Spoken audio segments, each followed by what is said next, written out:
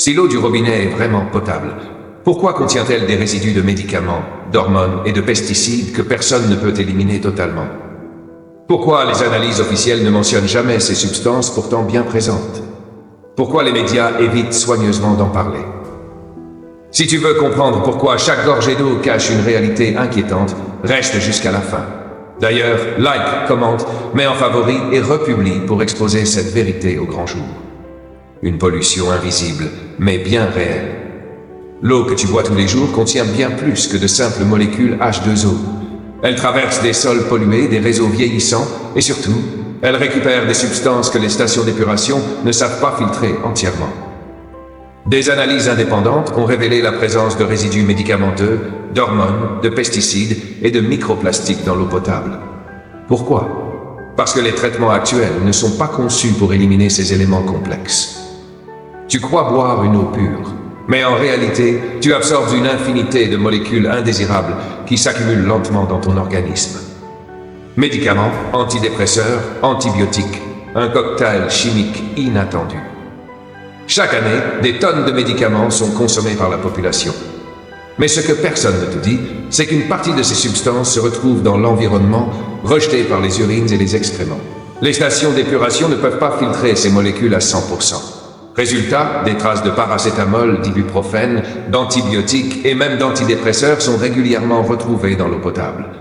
Pourquoi les rapports officiels n'affichent-ils pas ces résultats?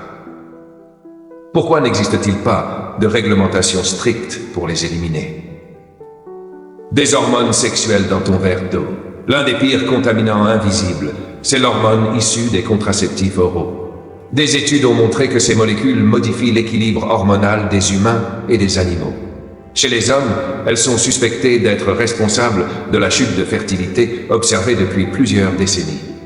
Pourquoi personne ne t'avertit de ce danger?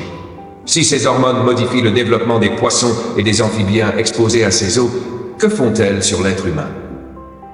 Des conséquences sanitaires ignorées. Les autorités affirment que les doses retrouvées sont trop faibles pour être dangereuses. Mais ce qu'elles ne précisent pas, c'est que l'effet cumulatif de ces substances peut être catastrophique.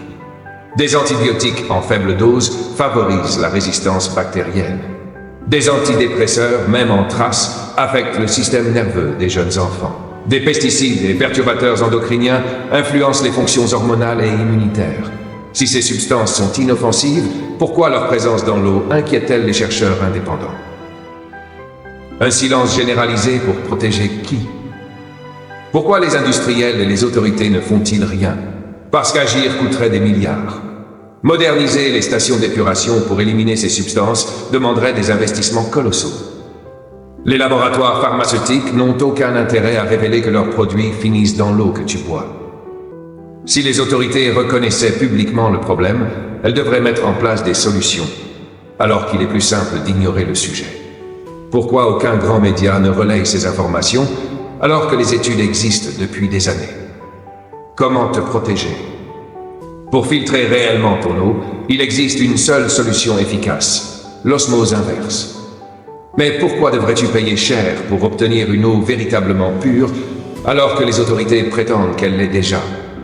Si l'eau du robinet était vraiment aussi saine qu'on te le dit, pourquoi des milliers de foyers investissent-ils dans des filtres coûteux pour s'en protéger? Pourquoi te fait-on croire que l'eau du robinet est sûre? Pourquoi cette censure totale sur la présence de ces substances? Pourquoi les institutions préfèrent-elles nier plutôt que d'agir? Pourquoi ne trouve-t-on jamais ces informations en première page des journaux? La vérité, c'est que tu bois chaque jour quelque chose dont on connaît parfaitement les risques. Mais tant que ça ne fait pas de bruit, personne ne bouge.